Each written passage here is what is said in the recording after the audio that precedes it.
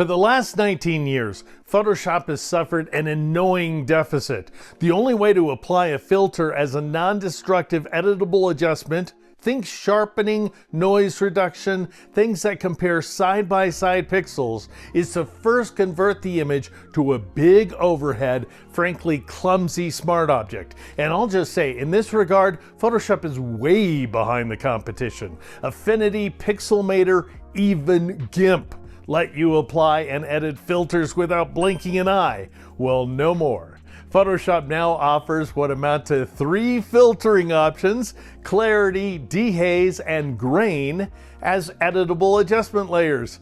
It's crazy that it's taken this long, but they are welcome additions to the software. Let's start with this dolphin from the Dreamtime image library. Link in the description. It is not a perfect photograph. That's rather the idea.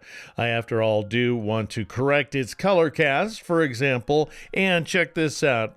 Right along the edge of the pectoral fin, we have this crazy halo that is undesirable. We have a lot of noise going on. I want to add some clarity and so forth. So even though I would not characterize this as the most remarkable photograph on the face of the planet, if I were to have tried to correct it a couple of years ago inside Photoshop, the only option available to me would be this guy under the filter menu, camera raw filter. Now I want to emphasize before I start here that this is a flat JPEG image, so you can see we have a single background and a layers panel and nothing more.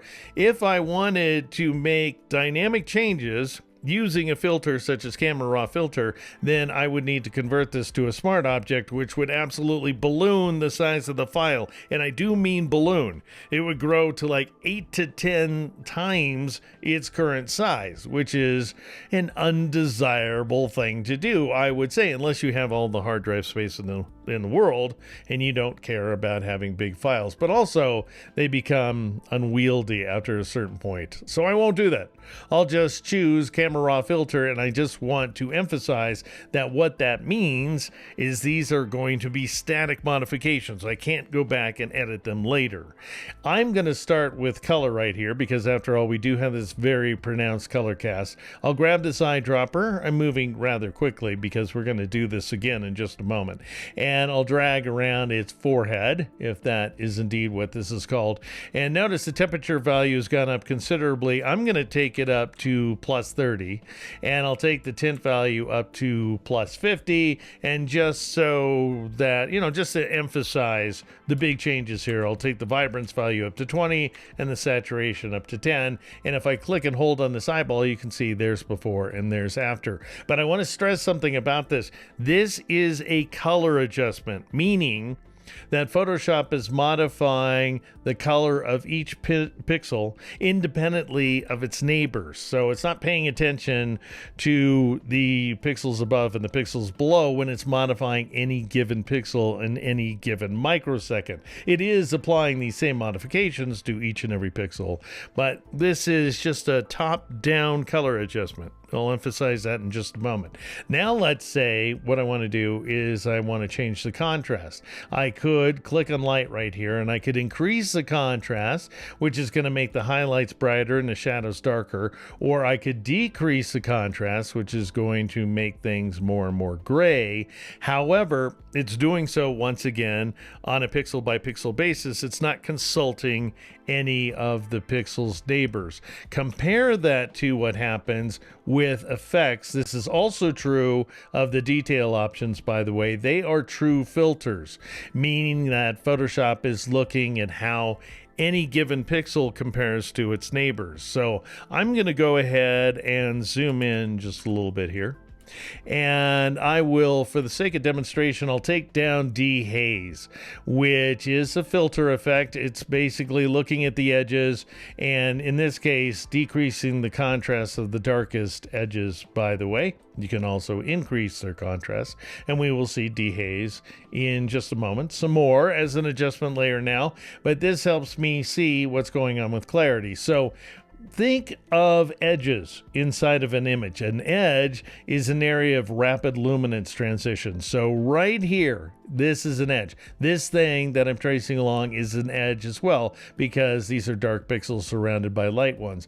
And so if you want to increase the edge contrast, then you would crank up the clarity. And so this is a big, chunky, full-fledged sharpening effect, by the way. We don't think of it as sharpening because it is low frequency. However, that is what it's doing. But I could also take down the clarity option, and then things look a little bit like they were shot through a Vaseline lens, if you will. So I'm just going to dial in a couple of values here for the sake of demonstration. I'll take the clarity up to 40.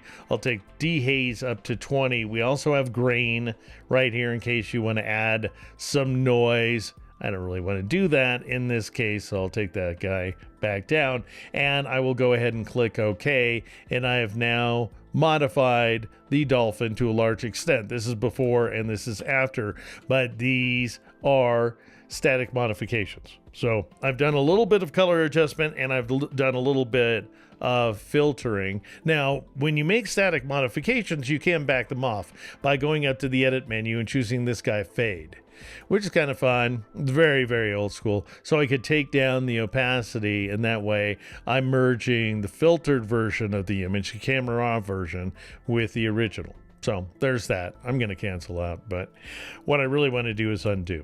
So that is the, kind of old way to work, because we now have adjustment layers to replace everything that I've shown you, which is great.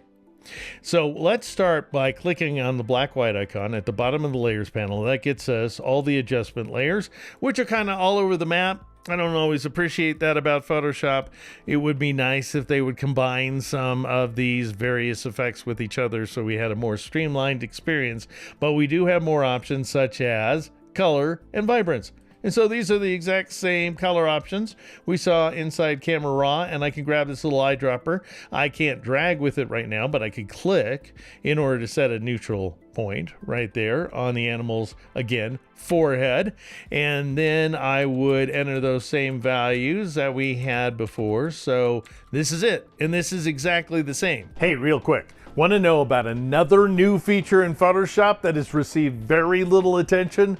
It goes by the name Enable Modern User Interface, and it is definitely worth a quick look-see, if only to see how to turn it off. To learn all about it, join me at my Patreon, which is patreon.com/geeknow. And now for more clarity into the elevated role of adjustment layers in Photoshop. So the adjustment layer options exactly match the Camera Raw filter options when you're working with a flat image like this one right here. But again, I want to stress, this is a traditional color adjustment. Even though it's wonderful, it's a welcome addition to the software.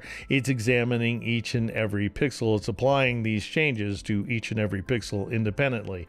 Compare that to if I were to click on the black white icon again and choose clarity and dehaze and enter these values. See, once again, if I take up the clarity value, then I'm increasing the edge contrast, and if I take it down, then I'm decreasing the edge. So filters are looking not only up and down the stack as color adjustments are up and down the layering stack, but they're also looking at neighboring pixels, next door, up, above, below, to the right, upper left, that kind of thing. And they're basically tracing circles around the image. And that's a more complex operation. Again, inside of other image editors out there, it's fairly routine to be able to do this on the fly.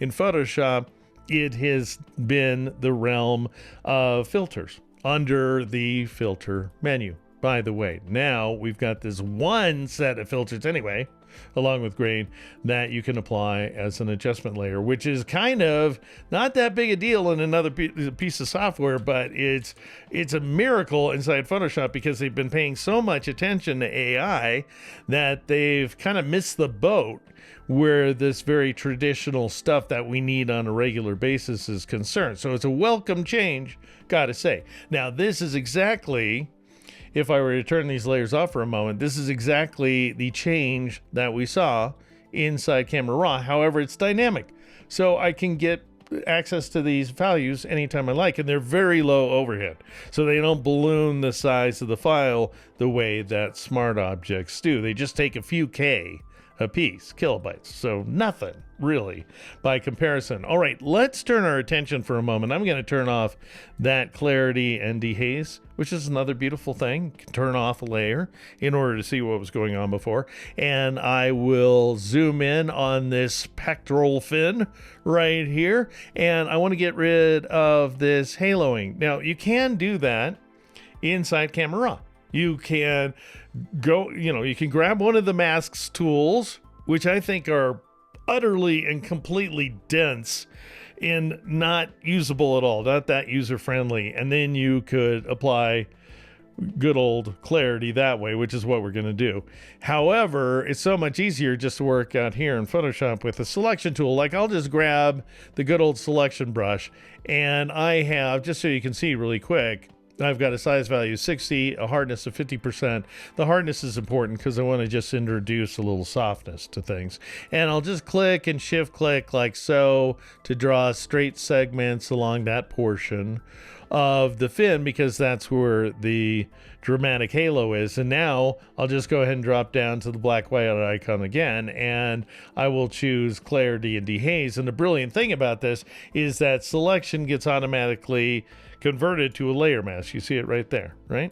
And it is affecting the adjustment layer. So now what I'm going to do is just take that clarity value down to -100, and see that I was just able to get rid of a halo that was thrown in to a JPEG file that was already baked into the file, which is super useful because you come across this kind of stuff, whether you're working with a stock photo as I am, or your own photographs, or somebody else's photographs that have been handed to you. You come across this kind of stuff all the time because it is the result of badly applied sharpening, sometimes inside the camera, other times as a result of Photoshop. And if you thought, hey, that's not enough, you could jump a copy of this thing, and now you've got even more haloing disappearing. But then you need to work with the mask, and I don't want to do that, so I'm just going to get rid of that guy. I just want to emphasize, oops, that's not what I want.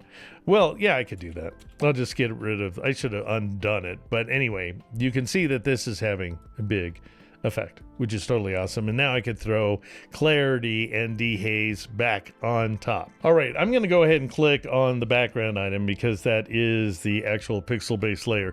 And you can see that we've got a fair amount of noise going on, all kinds of noise, luminance noise, color noise. Now, I want to emphasize, just by way of background, up here in the filter menu, we've got this submenu noise right here, and I could choose add noise. I just want you to know that's been an option for years and years. I could make it monochromatic so we're not seeing a bunch of color noise added. But what it does is it just adds single pixel noise, which is increasingly useless in today's world. It was designed during a time when low-res images were very common back in the 90s, actually. Now what I could do is I could click on this guy if I want to add noise, and I could choose grain right there, and then it becomes an independent adjustment layer. Notice if right now I only have an amount value in the properties panel. If I crank up this amount and I take down size like so, then we're getting an analogous effect to add noise. We're getting single pixel noise. But the beauty of this, of course, is you can chunk up the noise so that it looks more like film grain, and you can increase or decrease the roughness, and generally you can just play with those values. However, I want to emphasize this isn't how many times have I said I want to emphasize something? This is not what I want. I'm going to turn that off for a second. I'm going to click on the dolphin again. My problem is that it's got too much noise. Now, this is removing noise is also a filter effect because you're comparing every pixel to its neighbors in order to defeat the noise. And so you could go up to the filter menu and you could choose noise, and you could choose reduce noise. This command has gotten kind of old over the years. It doesn't really go very far, so you can't do a swell job. Or you can use denoise inside Camera Raw, but that's only if you're working with a raw image. It's not going to work with this JPEG right now. So what you have to do, and I just want to demonstrate this here because it is an option that I personally have not shown so far. Under the filter menu, you have AI denoise, which I do not love for reasons I will make evident. First of all, it's a topaz feature. It's a very old topaz feature. You don't have any control over what's going on. So in other words, third party topaz, no controls available to you. All you have the option of doing is clicking denoise. You cannot apply this to a smart object even. So there's no way to apply it as a dynamic effect. Click denoise and it will take its sweet time, and it's not a quick filter. And it also, by the way, takes 10 premium credits as things stand right now. And there it is. So it hasn't done all that much. This is before. Oh my gosh, I have to zoom in past 100%, and this is after. So that's the thrill of a 10 credit feature denoise that should just be available in Photoshop. Adobe, just write the darn thing. I don't know what the problem is there. And by the way, if you go to the edit menu, you can't so much as fade it.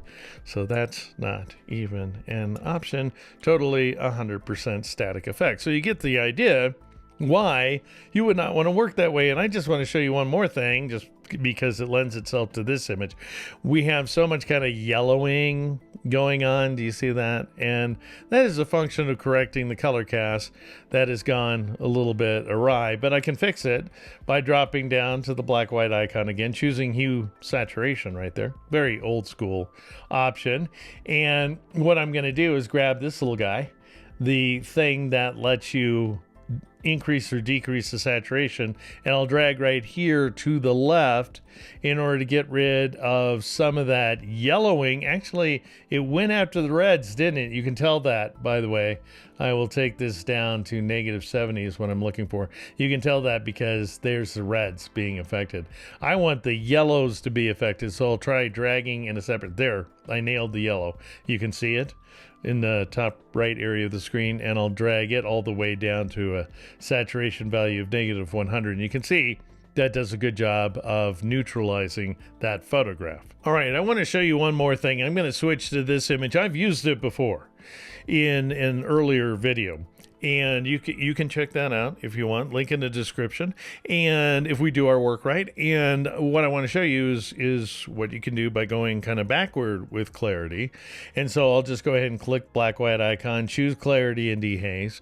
And the brilliant thing about an image with this much contrast, it's in much better shape than the dolphin, is you can really track what's going on with clarity by taking dehaze way down, like so.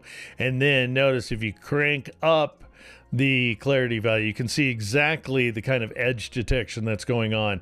And if you take it down, you can see that the edges are becoming more smooth, if you will. Now, what I came up with is -30 for the clarity value and 20 for the dehaze value, and this is the difference right there. And so, in case you're wondering, dehaze is a little more of a disciplined effect, kind of, I guess. It's really clarity being attached to the shadow details inside the image. So you could go farther with that if you want to, but this is what I came up with.